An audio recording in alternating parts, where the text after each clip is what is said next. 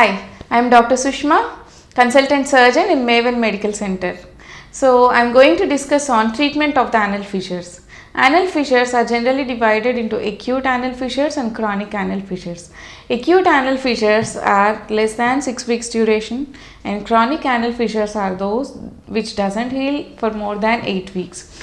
So, for acute anal fissures, generally we consider for lifestyle modification and medical management. In the lifestyle modifications, we advise patient to consume diet rich in fiber and see that they have adequate hydration and see that they have a good amount of exercise included in their lifestyle. And another thing advised is sitz bath. Sitz bath is nothing but sitting in warm water to relax your anal muscles. And coming to the medical management, we generally provide symptomatic treatment like ointments to relax the muscle there and laxative syrups to cure their constipation. This is the lifestyle in medical management for acute anal fissures.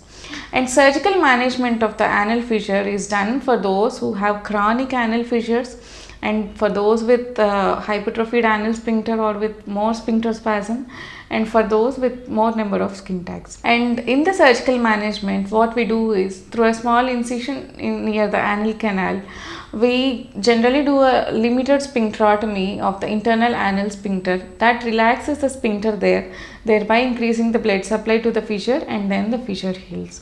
This can be done as a daycare procedure where the patient is admitted in the morning and can be discharged in 4 to 5 hours after the surgery.